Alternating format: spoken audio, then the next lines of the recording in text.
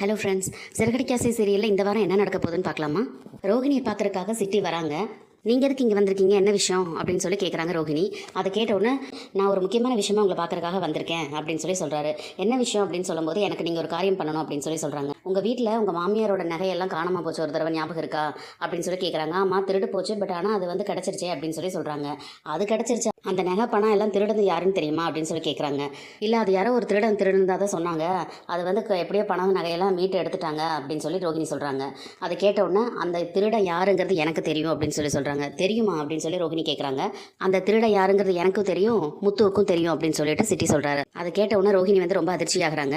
யார் அந்த திருடன் அப்படின்னு சொல்லி கேட்குறாங்க. அது வேற யாரும் இல்லை, அந்த சத்யா தான் அந்த திருடன் அப்படின்னு சொல்லி சொல்கிறாங்க. அதை கேட்டோன்னே ரோகிணி ரொம்ப ஷாக் ஆகுறாங்க. சத்யாவா? சத்யா எப்படி அப்படின்னு கேட்கும்போது, ஆமாம், அவன் தான் திருடி இருக்கான், அவன் தான் திருடனா அப்படிங்கிற விஷயமும் முத்துக்கு தெரியும், முத்து வந்து அதை வீடியோ எடுத்திருக்காரு அப்படின்னு சொல்லி சொல்கிறான். என்ன சொல்கிறீங்க அப்படின்னு சொல்லி ரோகிணி கேட்குறாங்க. ஆமாம், இது நிஜம்தான். உங்களுக்கு எப்படி இதெல்லாம் தெரியும் அப்படிங்கும்போது, எனக்கு தெரியும், முத்துவோட செல்ஃபோனில் வந்து அந்த வீடியோ இருக்குது, அதை எப்படியாவது எனக்கு எடுத்து அனுப்புங்க, அதை மட்டும் நீங்கள் சோஷியல் மீடியாவில் போட்டிங்கன்னா அதுதான் நாளைக்கு ட்ரெண்டிங்கில் இருக்கும் அப்படின்னு சொல்லி வேற சொல்கிறாரு. அதை கேட்ட உடனே ரோகிணி இருந்துட்டு, இதை பற்றி முத்து எதுவுமே சொல்லலையே அப்படின்னு சொல்லும்போது, எப்படி சொல்லுவான், அது பொண்டாட்டியோட தம்பி இல்லை, அதனால தான் காப்பாற்றி விட்டுருக்கான் அப்படின்னு சொல்லி சொல்லும்போது, ஓ இப்படியெல்லாம் விஷயம் நடந்திருக்கா அப்படின்னு சொல்லிட்டு ரோகிணி சொல்கிறாங்க. சரி, அதை எதுக்கு எடுத்து உங்களுக்கு அனுப்ப சொல்கிறீங்க அப்படின்னு சொல்லி கேட்குறாங்க. நீங்கள் மட்டும் அதை அனுப்புங்க, அதுக்கப்புறம் என்னெல்லாம் நடக்குதுன்னு பாருங்கள் அப்படின்னு சொல்லி சொல்கிறாங்க. நீங்கள் இதை மட்டும் செஞ்சிட்டிங்கன்னா உங்களுக்கு வெயிட்டாக நான் கவனிக்கிறேன். உங்களை ஒருத்தர் மிரட்டிக்கிட்டு இருக்கானே, அவனை வந்து துண்டை காணும் துணியை காணும்னு சொல்லி உங்களை பக்கம் தலை வச்சு படுக்காத மாதிரி நான் ஓட விடுறேன் அப்படின்னு சொல்லி சொல்கிறாரு சிட்டி. அதை கேட்ட உடனே ரோகிணி வந்துட்டு, உங்களுக்கு எப்படி இந்த விஷயம்லாம் தெரியும் அப்படின்னு சொல்லி கேட்குறாங்க. உங்கள் குடும்பத்தில் நடக்கிற எல்லா விஷயமுமே எனக்கு தெரியும், உங்களை யார் மிரட்டுறாங்க அப்படிங்கிற விஷயமும் எனக்கு தெரியும் அப்படின்னு சொல்லி சொல்கிறாரு. சரி, இதெல்லாம் செய்யறதுனால எனக்கு என்ன லாபம் அப்படின்னு சொல்லி கேட்குறாங்க ரோகிணி. நீங்கள் எதுக்காக அப்படி செய்ய சொல்கிறீங்க அப்படின்னு சொல்லி கேட்குறாங்க. எனக்கு முத்துக்கு ஆல்ரெடி பிரச்சனை போயிட்டு இருக்கிறது உங்களுக்கே தெரியும், அது மட்டும் கிடையாது, இதில் வேற ஒரு கணக்கு இருக்குது, நீங்கள் மட்டும் செய்யுங்க, அதுக்கப்புறம் என்னெல்லாம் நடக்க போகுதுன்னு பாருங்கன்னு சொல்லிட்டு சிட்டி வில்லத்தனமாக சிரிக்கிறான்.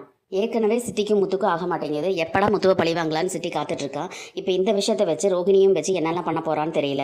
அங்கே வேற முத்து கொடுக்குற காசை வந்து செல்வம் வேணான்னு சொல்லிக்கிட்டு இருக்காரு.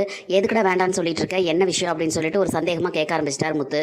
ஒருவேளை மீனா தான் வந்து சொன்னதா செல்வமோ இல்லை அவரோட ஃப்ரெண்ட்ஸோ சொல்லிட்டாங்கன்னா அதை கேட்டுட்டு முத்து வந்து இங்கே என்னெல்லாம் ஆட்ட ஆட போகிறாருன்னு தெரியல. இதுவே முத்துவுக்கும் மீனாக்கும் வந்து பிரச்சனை வரும்னு நம்ம எதிர்பார்க்குற மாதிரி இருக்குது.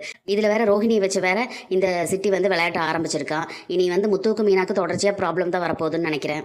ஏன்னா ஏற்கனவே மீனா வந்து தன்னோட தம்பி வந்து இப்போ தான் திருந்திக்கிட்டு இருக்கான், இப்போ தான் கொஞ்சம் கொஞ்சமாக மாறிட்டு இருக்கான், நல்லா படிக்க ஆரம்பிச்சிருக்கான் அப்படின்னு சொல்லி நம்பிக்கிட்டு இருக்காங்க. முன்ன மாதிரியெல்லாம் இல்லை அப்படின்னு சொல்லிட்டு முத்துக்கிட்டே பெருமையாக பேச ஆரம்பிச்சிருக்காங்க.